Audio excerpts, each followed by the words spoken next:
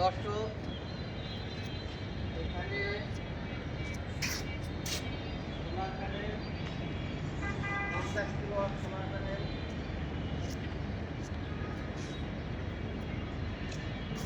এই এক একটা প্যানেল 590 ওয়াট। এই প্যানেলগুলা লঙ্গি বাইফেশিয়াল, মানে এক কথায় ডাবল গ্লাস, নিচেও গ্লাস আছে। 590 এক একটা প্যানেল।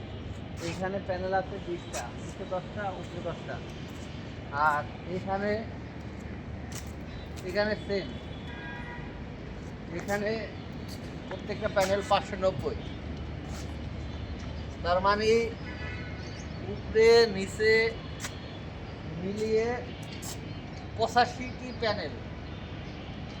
এই 85টি প্যানেলে 50 কিলো প্লাস সোলার সিস্টেম। এই সোলার সিস্টেম এই ইলেকট্রিক লাইনের মাধ্যমে 17টা প্যানেল, 5টা পার ডে 17 × 5 মানে 85। এই 85টা প্যানেল 595 এক একটা প্যানেল। এই 85টি প্যানেল 17টা সিরিজে সংযুক্ত হয়েছে। হয়ে এই কেবলের মাধ্যমে ইনভার্টারে গেছে। এই কেবলের মাধ্যমে ইনভার্টার,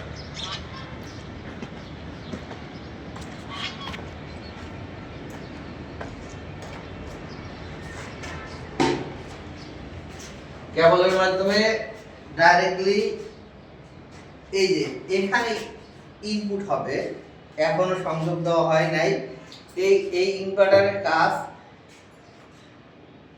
এখানে ইনভার্টারে ইনপুট হবে ডিসি কারেন্ট এবং ভোল্টেজ। এখান থেকে এই আউটপুটে এসি, মানে ডিসি রে ইনভার্টারের কাজ ডিসি রে এসি তে রূপান্তর করে এই সার্কিট ব্রেকারের মাধ্যমে এই 440 লাইন যাবে। এই ইনভার্টারটা 3 ফেজ। এই সার্কিট ব্রেকারের মাধ্যমে ডাইরেক্টলি নিচে একটা 3 ফেজ মিটারের মাধ্যমে পাওয়ার গ্রিডে যাবে আর কি। আর এখানে একটা ডিসপ্লে আছে, যখন ইনভার্টারটা রান করা হবে তখন এই ডিসপ্লেতে দেখা যাবে যে এই সোলার প্যানেল থেকে পার ঘন্টায়, পার সেকেন্ডে, পার আওয়ার এবং পার ডে কত ইউনিট বিদ্যুৎ কনজাম্পশন হয়েছে সেটা আমরা এই মিটারের ডিসপ্লে, ইনভার্টারের ডিসপ্লেতে আমরা দেখতে পাবো। এবং এখান থেকে এখানে এটা এলইডি কেবল, এই কেবলের মাধ্যমে আমরা নিচে একটা 3 ফেজ মিটার আছে, ওই মিটারে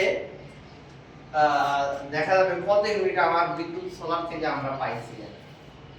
তাহলে প্রিয় দর্শক, পরবর্তী প্রজেক্টে আপনারা আপনাদের সাথে থাকেন। আমরা পরবর্তী প্রজেক্টে দেখাবো কিভাবে